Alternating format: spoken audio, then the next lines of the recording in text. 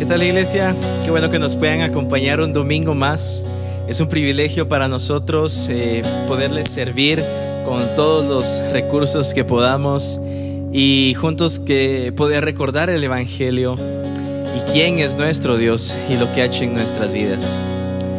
Hemos sido creados para adorar y muchas veces nuestro corazón busca adorar otras cosas de este mundo, y hemos entendido que el único que merece toda honra y toda gloria es nuestro Dios. Le adoramos porque Él es nuestro Dios misericordioso, compasivo, lento para enojarse y lleno de amor inagotable. Él es todopoderoso y soberano. Así que hoy te quiero invitar a que nos unamos a su creación y que juntos podamos, como iglesia, dar toda la honra, toda la gloria al único que la merece. Digamos: Dios eterno, tú eres digno de recibir toda la alabanza. Tú eres nuestro Dios creador, quien hizo el mundo y todas las cosas que en él hay. Eres nuestro Redentor.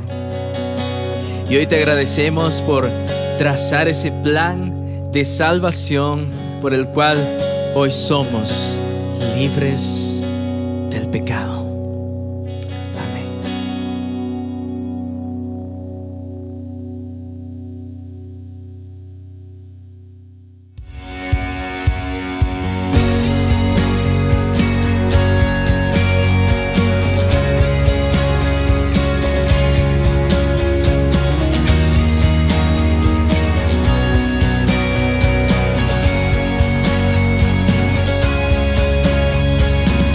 Señor, hoy venimos para adorar tu nombre, a exaltarte por lo que has hecho en nosotros.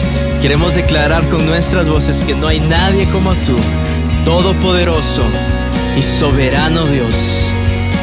Digamos juntos, iglesia: el Dios que hizo los cielos y la tierra con el poder de su palabra y reina con autoridad.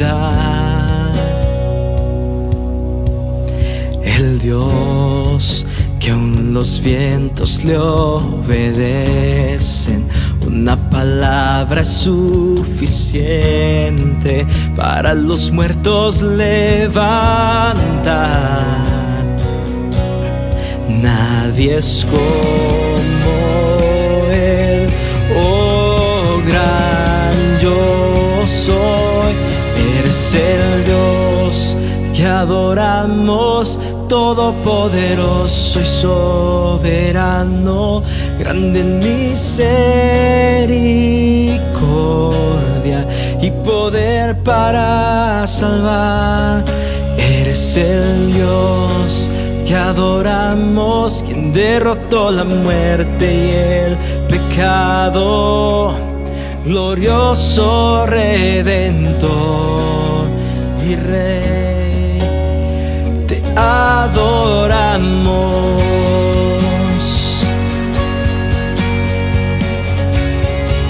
te adoramos, Señor.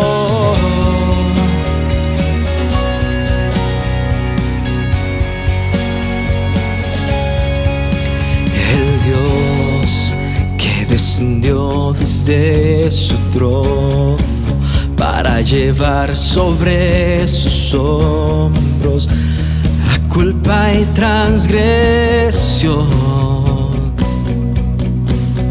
Jesús, exaltado sobre todo nombre, sobre todo nombre, solo en Él hay salvación. Nadie es como Él, oh gran yo soy. Eres el Dios que adoramos, todopoderoso y soberano, grande en misericordia poder para salvar. Eres el Dios que adoramos, quien derrotó la muerte y el pecado. Glorioso Redentor y Rey, te adoramos.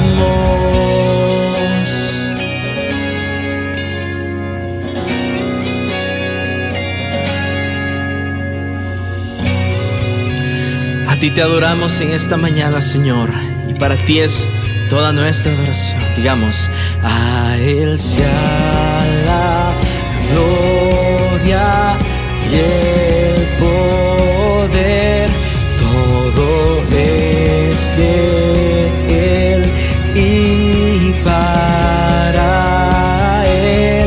A Él sea la gloria y el poder, todo es de Él y para Él. Eres el Dios que adoramos, todopoderoso y soberano, grande en misericordia y poder para salvar. Eres el Dios que adoramos, quien derrotó la muerte y el pecado. Glorioso Redentor y Rey, te adoramos.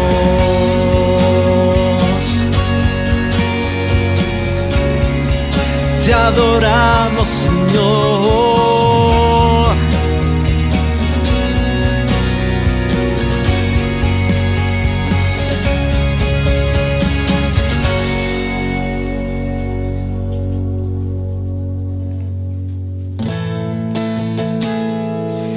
Glorioso Redentor y Rey, aquí estamos para entregarte nuestro corazón, nuestra vida entera.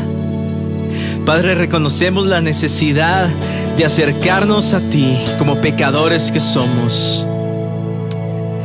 Creemos que Cristo es el Hijo de Dios. Él es Señor y Salvador, el Cordero que quita el pecado del mundo. Y es solo a través de la obra de Cristo que hoy tenemos vida. Así que quiero invitarte a que nos acerquemos con un corazón humillado y ahí en tu lugar puedas decirle: Señor, sé que he pecado y que solo tú puedes renovar mi corazón. Toma un momento y, como hacemos cada domingo, confesemos nuestro pecado delante de Él.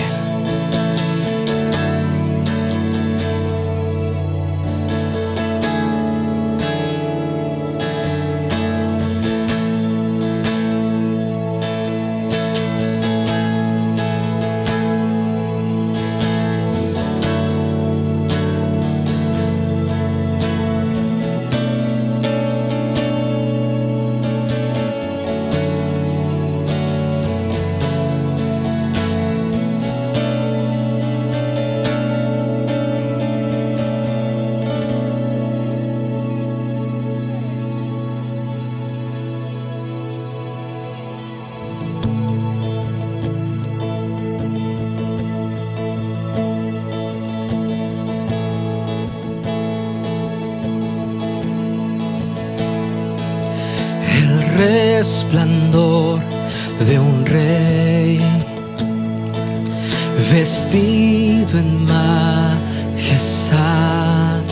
Se alegra la creación, se alegra la creación. Se viste de su luz y toda oscuridad tiembla ante su voz, tiembla ante su voz. Cuán grande es nuestro Dios, cántale cuán grande es nuestro Dios, y todos lo verán. Cuán grande es nuestro Dios. Digamos juntos, iglesia. El mismo a quien envió, Señor y Salvador. Él es principio y fin, Él es principio y fin. Él es la Trinidad,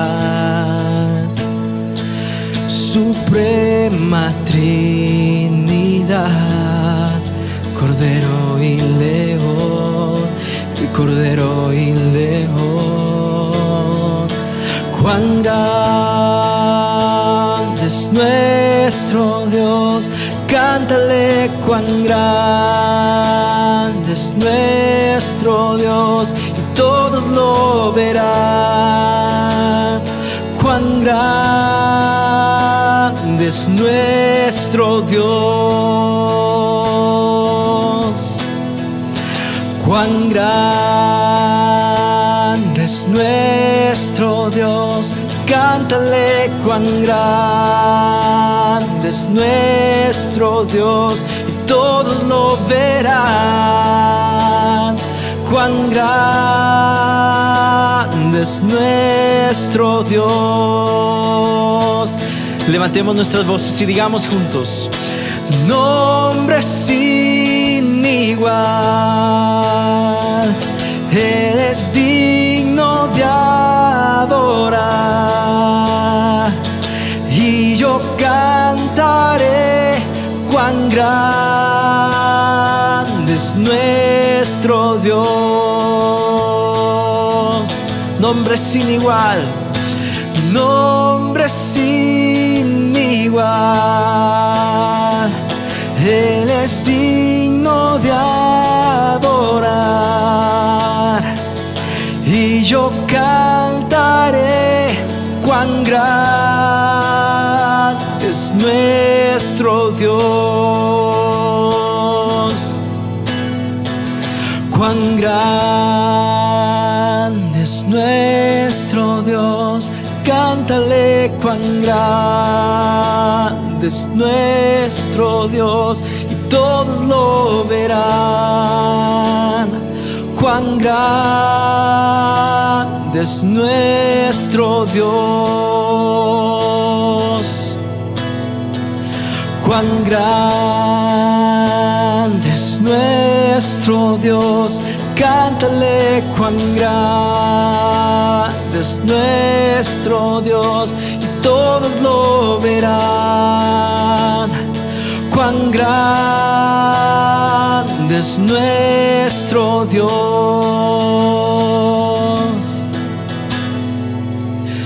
Nombre sin igual, Él es digno de adorar, y yo cantaré cuán grande es nuestro Dios. Elevemos nuestras voces, iglesia, digamos juntos: nombre sin igual, Él es digno de adorar, y yo cantaré cuán grande es nuestro Dios.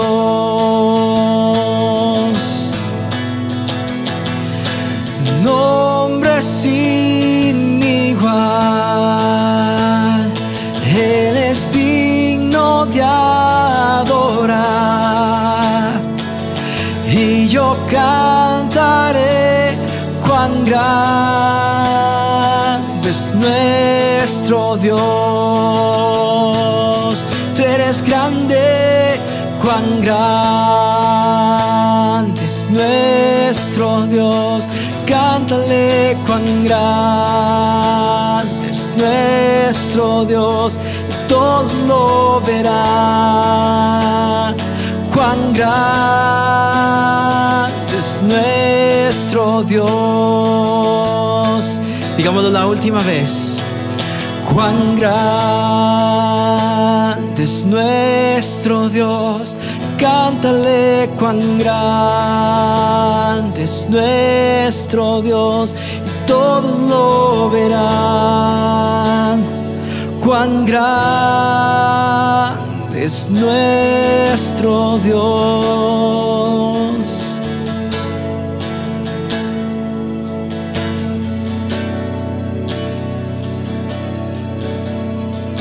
Romanos 8, versículos 9 y 10 dice: pero ustedes no están dominados por su naturaleza pecaminosa. Son controlados por el Espíritu. Sí, el Espíritu de Dios que vive en ustedes. Y recuerden que los que no tienen al Espíritu de Cristo en ellos, de ninguna manera pertenecen a Él. Cristo vive en ustedes. Entonces, aunque el cuerpo morirá por causa del pecado, el Espíritu les da vida, porque ustedes ya fueron declarados justos ante los ojos de Dios.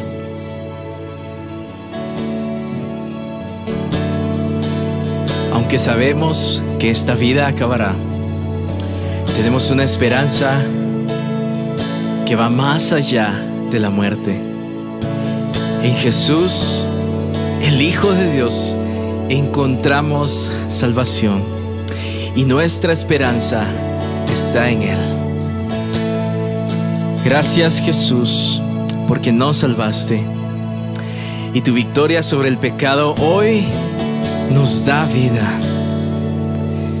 Y todo esto no es por ningún mérito nuestro, sino solo tuyo. Somos libres a través de tu sacrificio, y queremos a una sola voz exaltar tu nombre, que es sobre todo nombre, Jesús. Amén.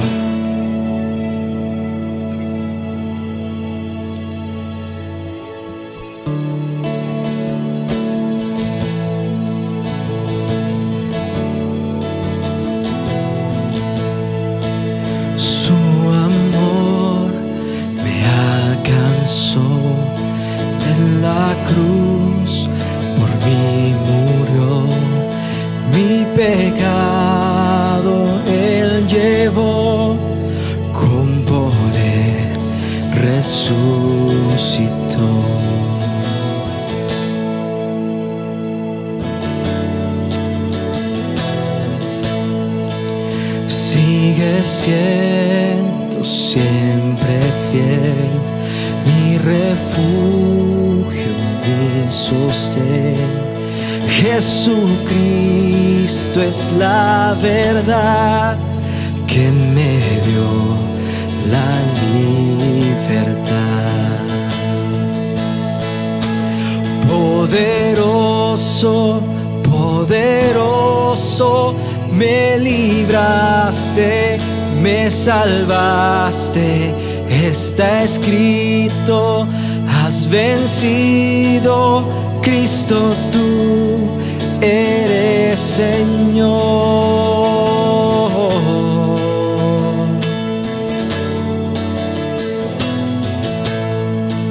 Sin principio, sin final, esperanza sin igual.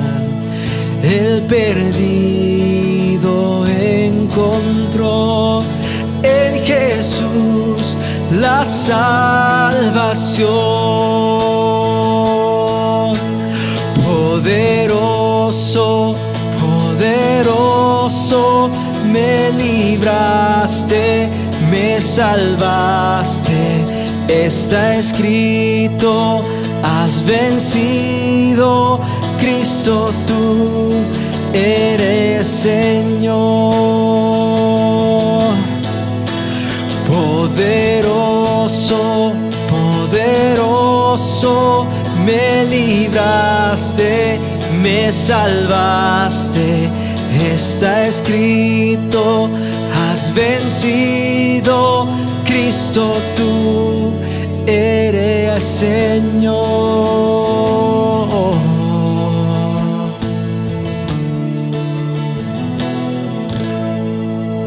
Que tu nombre sea exaltado, sea exaltado, sea exaltado.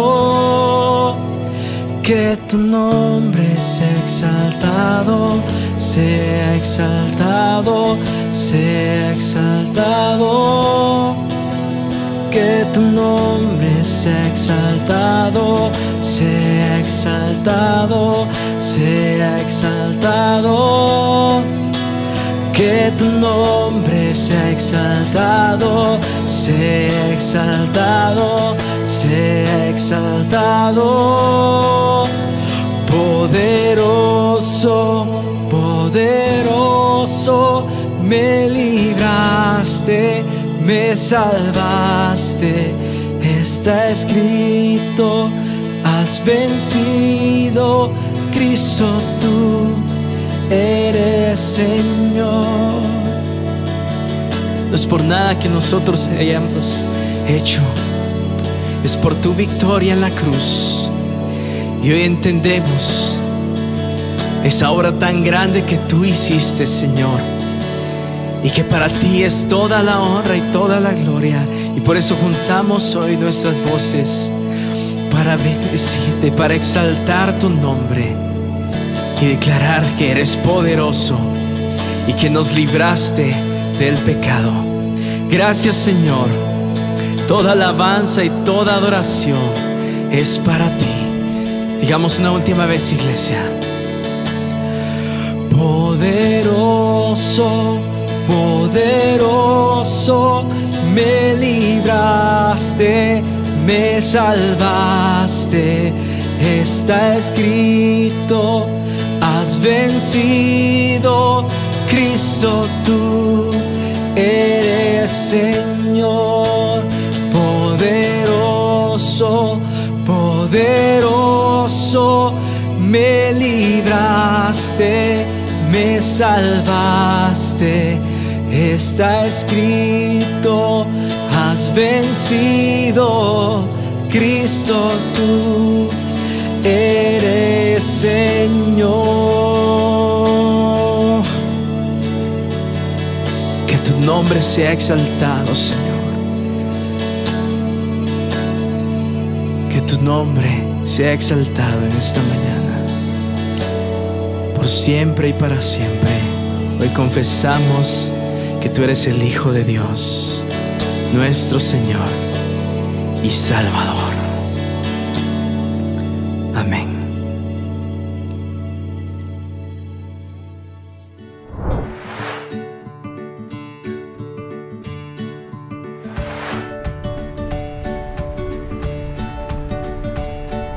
Hola chicos, ¿cómo están?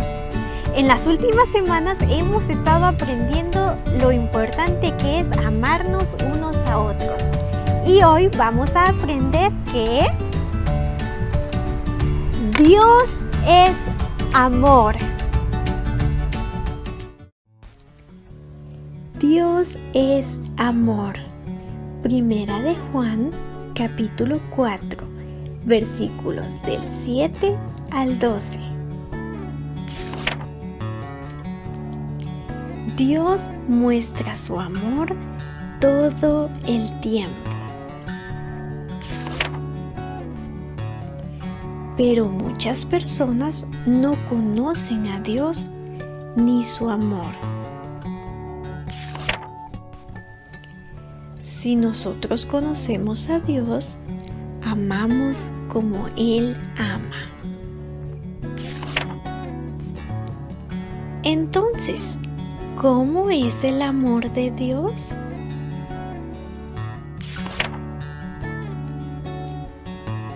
Dios mostró su amor enviando a su Hijo para perdonarnos y adoptarnos.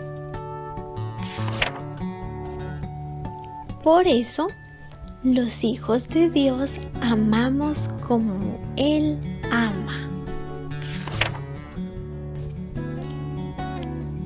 compartimos, servimos, cuidamos. A Dios nadie lo ha visto, pero si nos amamos, mostramos que Dios es real. Porque el amor es de Dios. Muy bien, ahora vamos a aprender un versículo para recordar lo que hemos aprendido.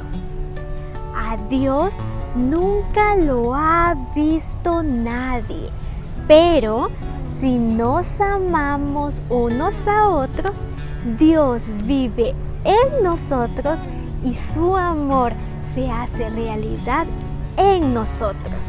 Primera de Juan 4:12.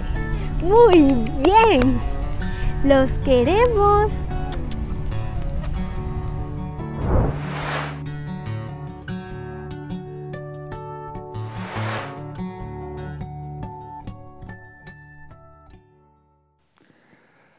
Buenos días, amada iglesia. Qué gusto estar nuevamente con ustedes a través de estos medios.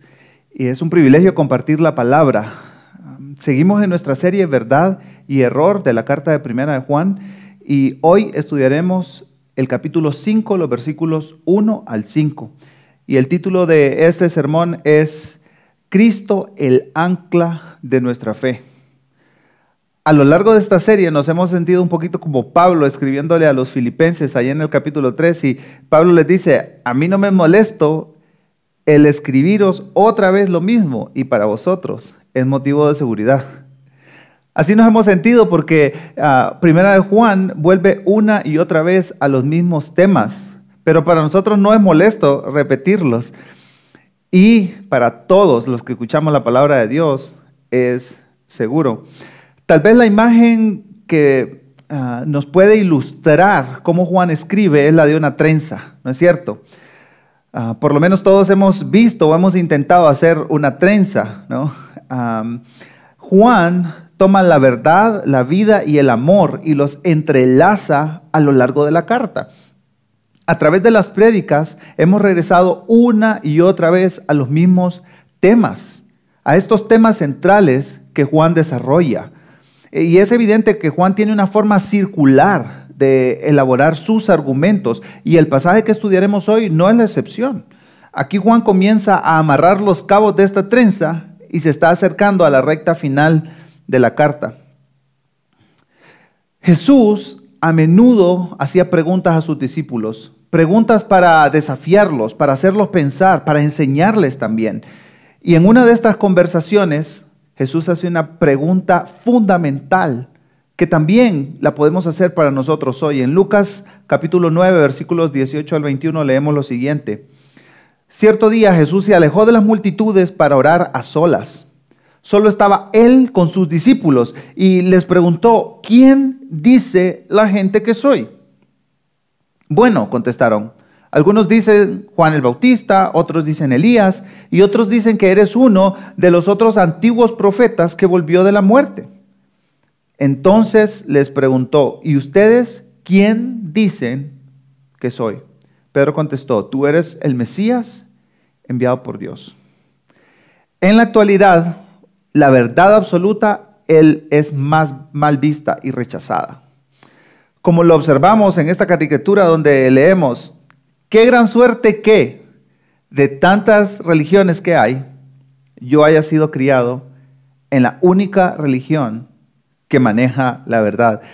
Esta frase, conectada con la ilustración de lo que se supone son los representantes de 5 religiones, nos muestra la ironía con la que se presenta el tema de la verdad. En su primera carta, Juan no escatima tinta para hablar de la verdad a sus lectores. La pregunta de Jesús a sus discípulos en Lucas capítulo 9, que acabamos de leer, también es crucial para nosotros hoy en día. Vivimos en una sociedad pluralista, donde Jesús no necesariamente es el Mesías, sino que ha sido reducido a un buen maestro, a un ejemplo a seguir, un destacado personaje histórico o un profeta, como lo llaman en el Islam. Juan argumenta en toda la carta que estos pensamientos son pensamientos anticristo y se asegura que sus lectores entiendan la verdad y el error y las consecuencias de ambas. Leamos el pasaje para este día. Primera de Juan, capítulo 5, versículos 1 al 5. Todo aquel que cree que Jesús es el Cristo es nacido de Dios. Todo aquel que ama al Padre ama al que ha nacido de Él. En esto sabemos que amamos a los hijos de Dios, cuando amamos a Dios y guardamos sus mandamientos. Porque este es el amor de Dios, que guardemos sus mandamientos, y sus mandamientos no son difíciles. Porque todo el que es nacido de Dios vence al mundo. Y esta es la victoria que ha vencido al mundo, nuestra fe. ¿Y quién es el que vence al mundo, sino el que cree que Jesús es el Hijo de Dios? Juan pone en los extremos de nuestro pasaje su argumento doctrinal. Y este argumento lo ha venido desarrollando y construyendo desde el inicio de la carta acerca de la persona de Jesucristo. Y en medio de ambas declaraciones, él describe 3 resultados o consecuencias positivas en la vida de todos aquellos que creen en la verdad y que andan en la verdad. Antes de profundizar en estos 3 resultados, veamos la implicación primaria de creer en Cristo.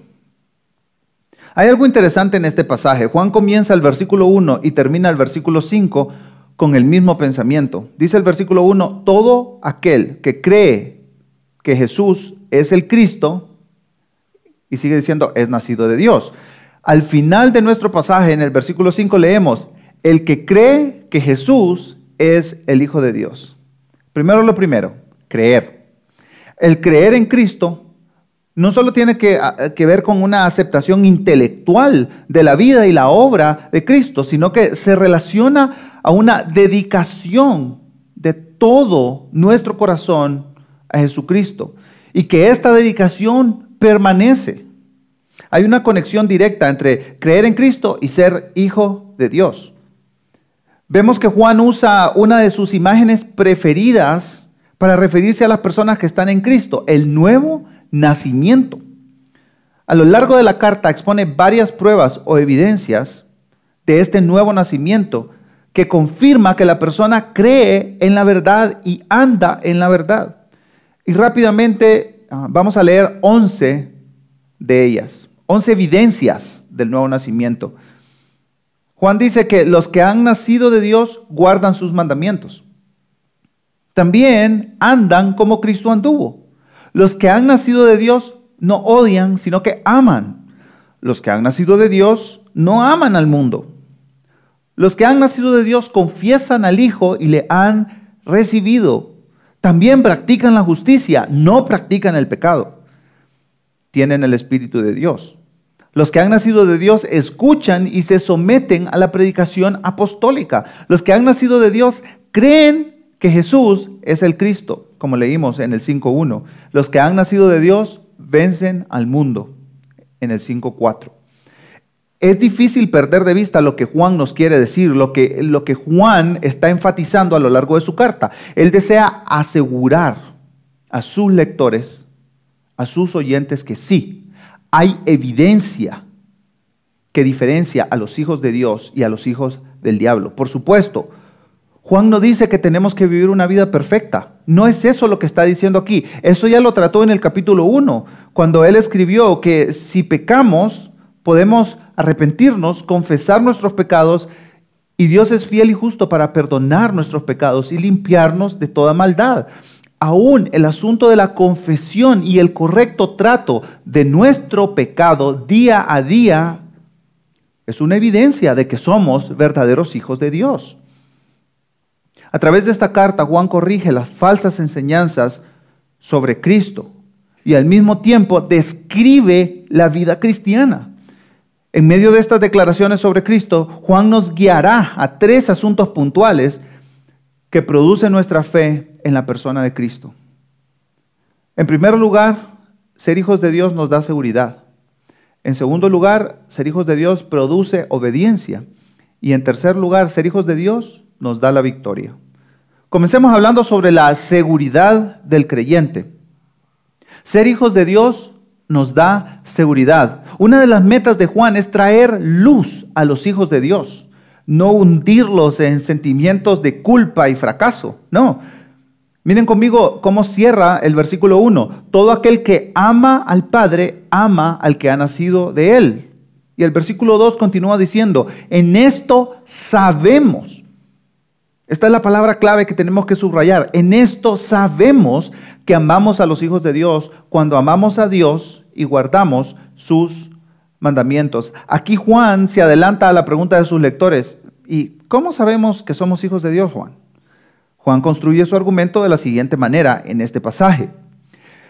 Si crees en Jesús el Mesías, entonces eres nacido de Dios.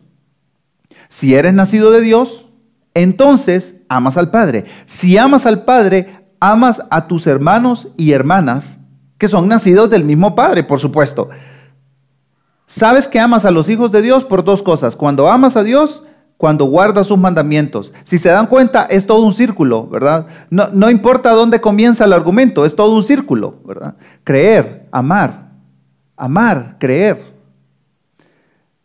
Y todo eso redunda entonces en la obediencia, que vamos a ver más adelante. Hay una palabra que une todos estos conceptos del amor, y es sabemos. Es una de las palabras favoritas de Juan. A lo largo de la carta la usa aproximadamente 40 veces. Y encontramos esta palabra también como conocer, conocemos. Aquí hay algunos ejemplos que me gustaría apuntar. Dice el capítulo 2, versículo 3, en esto sabemos que le conocemos y guardamos sus mandamientos. 3:14, en esto sabemos que hemos pasado de muerte a vida si amamos a nuestros hermanos. Y en el 5:18 dice, en esto sabemos quién ha nacido de Dios. Este no practica el pecado. Juan escribe para darle seguridad al creyente verdadero. Creo que todos en nuestra vida cristiana, en un momento u otro, hemos sentido duda de nuestra fe y salvación. Pero Juan quiere que disfrutemos el corroborar que somos verdaderos hijos de Dios. En algunos momentos, si te identificas conmigo, nos hemos sentido frustrados y aún nuestros propios pecados nos engañan y sentimos una inmensa condenación. Y a lo largo de la carta, todo este sentimiento de inseguridad y de culpa mal manejada que el creyente puede tener es atacado por las verdades que expone Juan. Y él apunta que el creyente tiene confianza y seguridad de salvación. Y esta es imposible que se pierda. Y eso lo confirmamos en el capítulo 5, versículo 13.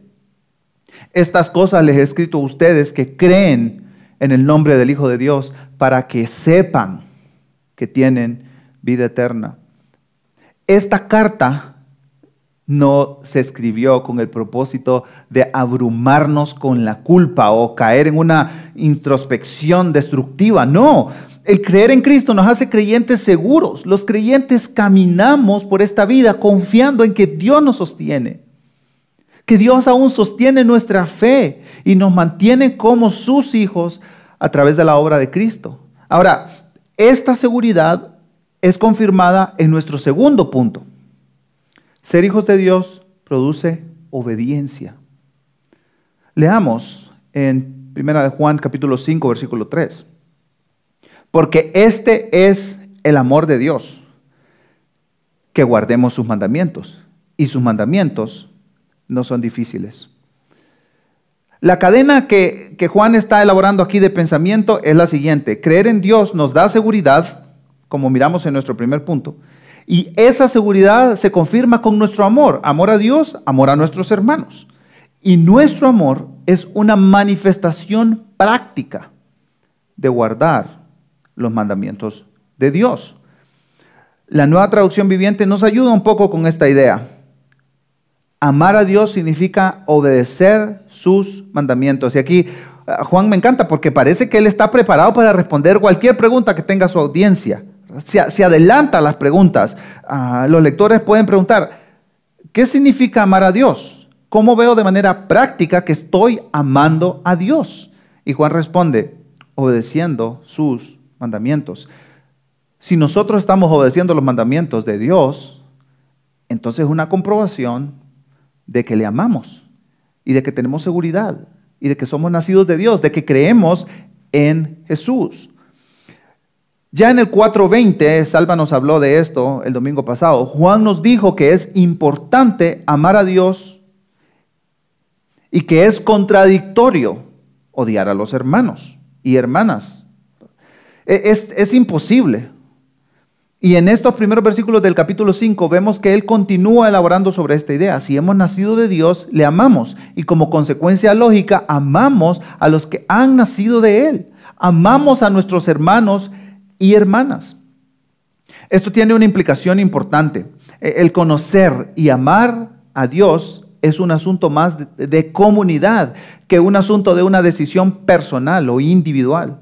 El amor necesita una comunidad. Y sobre esto, Karen Jobs nos explica que una persona se engaña a sí misma cuando afirma que ama a Dios, pero es indiferente hacia su iglesia. Muchos en nuestra sociedad se consideran a sí mismos espirituales, pero desdeñan la iglesia y la religión organizada, mientras que las iglesias y las denominaciones tienen sin duda fallos y problemas. Es una contradicción pensar que se puede amar y adorar a Dios en total aislamiento del Evangelio de Jesucristo. Solo en comunidad con otros que han recibido el amor expiatorio de Dios en la cruz de Cristo se puede amar a Dios realmente. Solo en los altibajos de una relación con otros creyentes se puede tener la oportunidad de amar.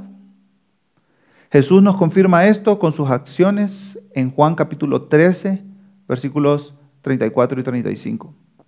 Jesús dice a sus discípulos, les doy un nuevo mandamiento, que se amen los unos a los otros. Que como yo los he amado, así también se amen los unos a los otros. Y en esto conocerán todos que son mis discípulos, si se tienen amor los unos a los otros. Inmediatamente antes de que Jesús diera este nuevo mandamiento a sus discípulos, de amarse los unos a los otros, les lavó los pies, demostrando que amar significa servir con humildad a los demás. Esto nos conecta con esta frase bastante compleja de Juan, al final del versículo 3. Sus mandamientos no son difíciles. Podemos decir, Juan, un momento, ¿me estás hablando en serio? ¿Cómo así que sus mandamientos no son difíciles? ¿Acaso no conoces al facilitador de mi comunidad misional? ¿O no conoces a mi esposa, a mis hijos, a los diáconos de la iglesia? Son insoportables. ¿Aún así me pides que los ames? Eso es muy difícil, Juan. Ok, vamos por partes. En primer lugar, intentemos responder a la pregunta, ¿de qué mandamientos me habla Juan aquí? Esta es la primera pregunta que vamos a responder. Y en segundo lugar, ¿por qué dice que no son gravosos? O como dice la NTV, no son una carga difícil de llevar. Enfoquémonos en responder a qué mandamientos se refiere aquí Juan. Y podemos decir que Juan copia a Jesús al sintetizar al máximo sus mandatos cuando hace referencia al amor. Amor al Padre y amor a los hermanos. Juan recuerda la respuesta de Jesús, de aquella pregunta que le habían hecho para ponerlo a prueba. ¿Cuál es el gran mandamiento de la ley? En Mateo capítulo 22. Y Jesús respondió, amarás al Señor tu Dios con todo tu corazón y con toda tu alma y con toda tu mente. Este es el más grande y primer mandamiento. Y el segundo es semejante a este. Amarás a tu prójimo como a ti mismo. De estos dos mandamientos dependen toda la ley y los profetas. Mateo 22, 37 al 40. Ahora, esta es una síntesis, ¿verdad? Para ampliar un poco esta idea, me gustaría hablarles de Andrés. Hace unos años conocí a un hermano de Costa Rica, doctor en medicina de profesión, se casó con una hermana mexicana Y en los años 90 se fueron a vivir a un lugar donde no se conocía ningún creyente, no había ninguna iglesia evangélica y ni tan siquiera estaba la Biblia traducida al idioma de esta gente. Y él participó en el equipo de traducción junto a otros hermanos de diferentes países. Después de 7 años de ardua labor entre los kurdos de Medio Oriente, vieron sus primeros frutos de conversión a Cristo. El hermano Andrés y los otros misioneros comenzaron a enseñarles a estos nuevos seguidores de Jesús, sin ningún trasfondo evangélico, lo que la palabra de Dios dice. Estos nuevos discípulos comenzaron a preguntarles a ellos, ¿qué es lo que Jesús dice como nuestro Señor que tenemos que hacer? ¿Qué es lo que Él nos manda hacer? Y entonces los dirigieron a través de los evangelios. Y juntos, tanto los nuevos seguidores de Jesús como los misioneros, enfatizaron los siguientes 7 puntos a manera de síntesis, de resumen. Número 1, arrepentirse y creer en Jesús, bautizarse y seguirle, amar, servir y perdonar, partir el pan en memoria de Él, reunirse en su nombre, orar y hacer discípulos. Andrés nos contó que estos hermanos nuevos en la fe comenzaron a obedecer al Señor con una gran pasión y con un gran gozo, a pesar de las dificultades sociales, de los costos culturales que esto trajo para sus vidas cuando abrazaron el Evangelio. Y ahí, en el Kurdistán, se produjo un movimiento de nuevos creyentes y de plantación de iglesias en esta región de mayoría islámica.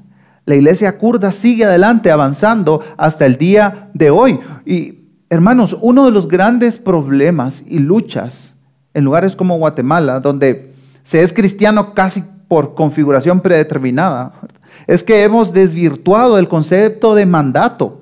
Vamos enseñando no tanto lo que Jesús nos mandó obedecer, sino lo que nosotros suponemos cómo es que tiene que lucir un creyente en Guatemala. Y vamos añadiendo nuestros gustos personales o preferencias culturales. Y el mandato de Jesús pierde su sencillez y adquiere un grado de confusión enorme. Llegamos a pensar que obedecer los mandatos de Jesús es imposible y eso nos lleva a una vida cristiana desanimada y sin propósito. Una vida cristiana que solo se vive el día domingo en el templo, en el culto. Y aquí lo importante es que nos concentremos en las palabras de Jesús, no en nuestras ideas preconcebidas o prejuicios acerca de qué son o qué no son los mandatos de Jesús. Para hacer eso, por supuesto, tenemos que ir a la palabra, tenemos que ir a los evangelios. ¿Qué nos dijo que Jesús que hiciéramos?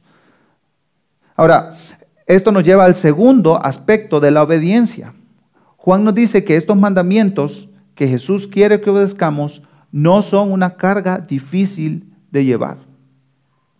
Ahora, para entender esta frase no tenemos que desconectarla de nuestro contexto. Nos está hablando de que los que creemos en Jesús somos hijos de Dios.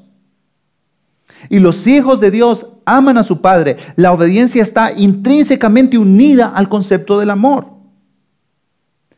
Tenemos un nuevo corazón para obedecer estos mandamientos. Juan no está hablando aquí de cometer pecado o no cometerlo. Ese tema ya lo trató en el capítulo 1. Él va más allá, apunta a los mandatos de Dios y la obediencia a ellos. A lo que Jesús desea que hagamos como su extensión aquí en la tierra. Para entender mejor este concepto de que sus mandamientos no son una carga difícil de llevar, le pediremos ayuda a San Agustín. En el libro 10 de sus Confesiones, él explora una serie de luchas humanas como la lujuria, la gula, la vanagloria, el orgullo, la soberbia. Pero inmediatamente antes de comenzar a tratar estos temas, él hace una oración a Dios sumamente poderosa. Dice San Agustín, en tu inmensa misericordia descansa toda mi esperanza. Señor, pide lo que quieras, danos lo que ordenas. San Agustín apunta en esta frase, en esta oración, a algo sumamente importante.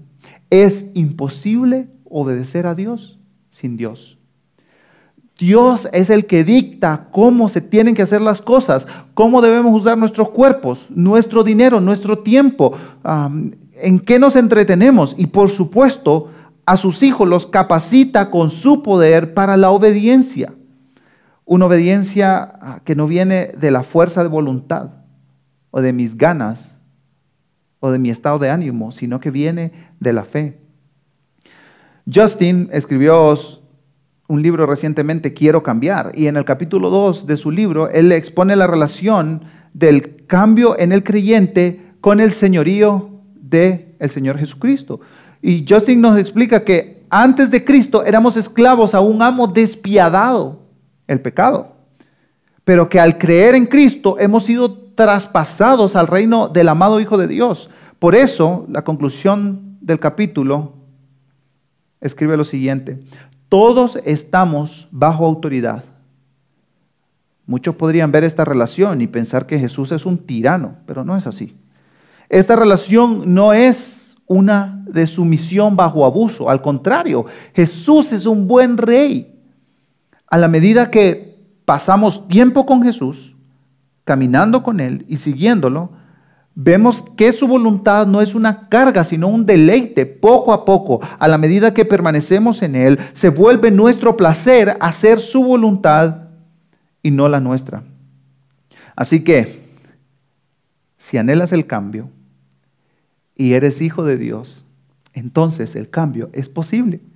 No porque somos buenos o somos pilas, sino porque el Padre es bueno y nos ha dado verdadera libertad para correr hacia sus mandamientos y abrazarlos en obediencia, no a la fuerza, sino por gratitud. Los mandamientos de Dios no son una carga difícil de llevar porque ya no somos condenados. Nuestros pecados han sido completamente perdonados. Nuestros pecados pasados, nuestros pecados futuros están todos colgando de la cruz. Además, tenemos un nuevo corazón, un corazón que ama a Dios, a los hermanos. Y tenemos al Espíritu Santo que nos capacita para obedecer también.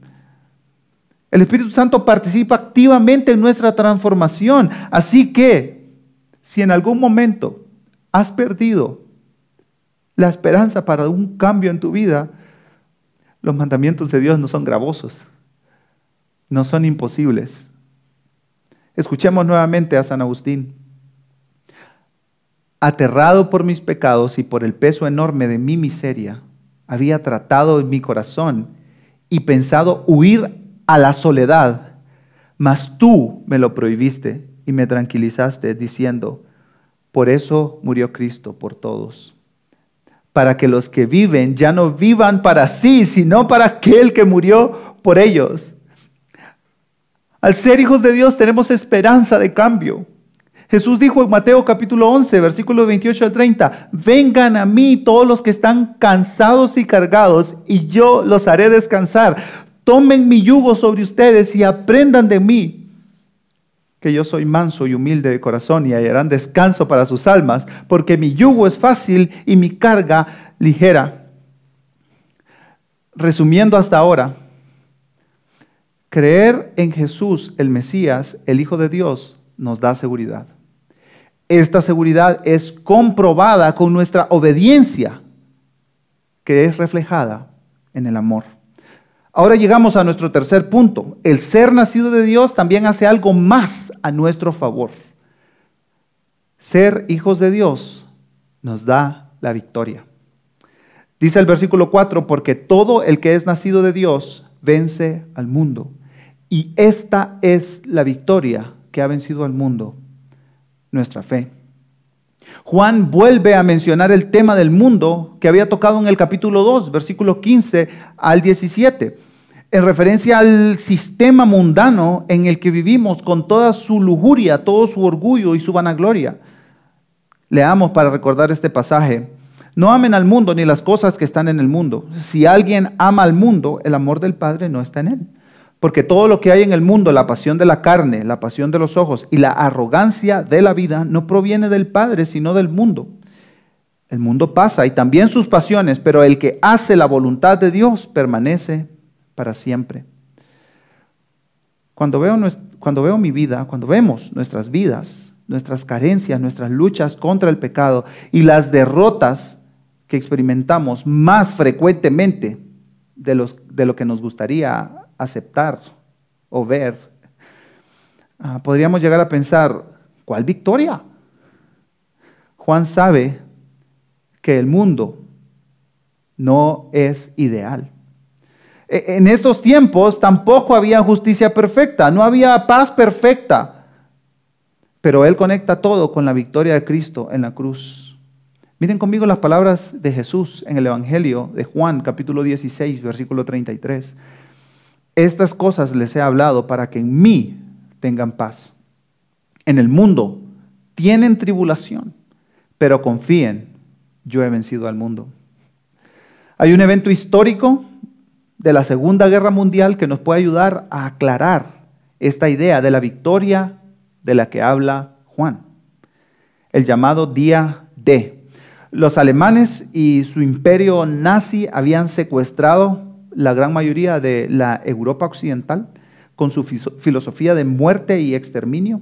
Los aliados planificaron meticulosamente una incursión en Francia para comenzar la gran victoria, la victoria de Europa sobre este imperio del mal. El 6 de junio de 1944 fue un día que marcó la historia moderna, mejor conocido como el Día D. Miles de soldados aliados comenzaron a llegar en aviones y en barcos desde Inglaterra y tomaron por sorpresa las playas de Normandía. Los aliados estaban 100% seguros que llevando a cabo esta primera misión de manera perfecta obligarían el retroceso de los alemanes. Y así fue exactamente. Con esta misión completada se inició el camino hacia la victoria final. Y en todo el mundo hubo celebración por el Día D. Y este famoso Día D ilustra con mucha claridad lo que pasó en la cruz. Hay una guerra terrible por nuestras almas. Hay un ejército del mal que está en este mundo con todo su sistema anti-Dios, anticristo. Pero la victoria ya comenzó. Y esta victoria está asegurada para todos aquellos que somos hijos de Dios. Esta victoria final y definitiva no se nos puede escapar de las manos. No porque dependa de nosotros, no. Sino porque depende de Cristo, depende del ungido de Dios, depende del enviado de Dios. Vivimos en un mundo corrupto, en un mundo caído donde imperia la justicia y la maldad. Vivimos en un mundo lleno de inmoralidad y pecado sexual, lleno de violencia, lleno de inequidad. Y hermano, hermana, si estás cansado de batallar contra tu propio pecado, de intentar restaurar las relaciones rotas y de tratar de hacer un mundo, un país, una ciudad, un barrio más justo, no estás solo. Pero la gran victoria ya comenzó en la cruz del Calvario. Cada día vivimos pequeñas batallas en nuestras vidas y en nuestros corazones. Y cuando ganamos estas pequeñas batallas, lo que hacemos es que seguimos avanzando y ganando el terreno que el enemigo una vez tuvo ocupado en nuestras vidas, en nuestras comunidades, en nuestras familias. Pero la victoria final está garantizada. Juan, en otro de sus escritos, nos narra una escena asombrosa, un evento que todavía esperamos. Apocalipsis capítulo 5. Juan ve un rollo. Este rollo está sellado y está en la mano del que está sentado en el trono. Un ángel poderoso pregunta con gran voz: ¿quién es digno de romper los sellos de este rollo y abrirlo? Y Juan comenzó a llorar amargamente porque no se encontraba nadie digno de abrir el rollo y leerlo. Y escribe Juan en Apocalipsis 5, en esta visión que está teniendo: entonces uno de los ancianos me dijo, no llores. Mira, el león de la tribu de Judá, la raíz de David, ha vencido para abrir el libro y sus 7 sellos. Y más adelante Juan sigue relatando que se levantó un cántico nuevo en el que decían a Cristo: digno eres de tomar el libro y de abrir sus sellos, porque tú fuiste inmolado y con tu sangre compraste para Dios a gente de toda tribu, lengua, pueblo y nación, y los has hecho un reino de sacerdotes para nuestro Dios, y reinarán sobre la tierra. El Cordero que fue inmolado digno es de recibir el poder, las riquezas, la sabiduría, la fortaleza, el honor, la gloria y la alabanza al que está sentado en el trono y al Cordero sean la alabanza, la honra, la gloria y el dominio por los siglos de los siglos. Hermanos y hermanas, mientras ganamos esas luchas diarias, esas pequeñas batallas, mientras vencemos al mundo, porque somos hijos de Dios, vamos ganando terreno. Vamos ganando terreno. Podemos luchar contra la lujuria y contra la ira y ganar porque somos hijos de Dios. Podemos luchar contra el orgullo y ganar porque somos nacidos de Dios. Podemos luchar contra el materialismo y ganar porque nuestra fe está puesta en Cristo. Podemos luchar contra la injusticia que impera en nuestra sociedad. Sí, porque Cristo ya obtuvo la victoria. Podemos ganar en contra del desánimo, la apatía, el chisme y el odio, porque en nuestros corazones hay alguien más poderoso que todo esto, Cristo Jesús. No hay duda que el mensaje del Evangelio es el centro de este pasaje. No solo inicia nuestra vida cristiana cuando ponemos nuestra fe en Cristo, no. Este mensaje del Evangelio mantiene nuestra vida cristiana y también sostiene nuestra esperanza de victoria futura y definitiva. El creer en Jesús como el Mesías, como el Redentor, como el Hijo enviado por Dios, comienza nuestro andar como hijos de Dios y nos mantiene en Él. Sin la obra de Cristo es imposible que nos sepamos salvos. Sin la obra de Cristo es imposible que obedezcamos los mandamientos de Jesús. Sin la obra de Cristo es imposible vencer al mundo. Por eso Cristo es el ancla de nuestra fe. Para el inconverso, para aquel que se siente libre y en libertad, pero no cree en Cristo, realmente eres un esclavo del mundo y del pecado. Necesitas a Cristo para vivir en verdadera y completa libertad. Jesús dijo: y conoceréis la verdad, y la verdad os hará libres. Para el creyente, para los que creemos en Cristo como el Mesías, como el Hijo prometido y el enviado por Dios, entonces estamos seguros en nuestra salvación. Esto se comprueba con nuestro amor por Él y por nuestros hermanos y hermanas, los que han nacido de Él. Podemos obedecer sus mandamientos con gozo porque Él nos capacita para hacerlo y podemos vencer al mundo porque Él lo ha hecho. Él lo hizo por nosotros en la cruz y lo hará una vez y para siempre de manera definitiva cuando Él venga, regrese y establezca un reino justo y perfecto en una tierra nueva. Hermanos y hermanas, entonces podemos cantar con gozo el himno de victoria. Yo canto en la victoria de la cruz. Descanso en la sombra de tu perfecto amor. Permanezco en la promesa de tu redención. Tuyo soy por siempre. Mío eres Jesús. Mío eres Jesús. Y cada día en nuestra vida podemos cantar, porque nuestra fe vence al mundo. Oremos. Gracias, Padre, porque tú enviaste a Jesucristo y Jesucristo es el ancla de nuestra fe. Y es quien nos sostiene, Señor. Y en Él encontramos la fortaleza para batallar contra el pecado y contra la injusticia que nos rodea. Y Señor, también en Cristo encontramos la victoria. Y Cristo ya triunfó en la cruz. Y un día, Señor, lo hará definitivamente y por siempre. Anhelamos ese día, Señor, y mientras tanto, ayúdanos, Padre, a obedecerte, a amarnos unos a otros, Señor, a vivir para ti. Es en el nombre de Jesucristo que oramos todo esto. Amén. Cuán grande es nuestro Dios, y todos lo verán. Cuán grande es nuestro Dios.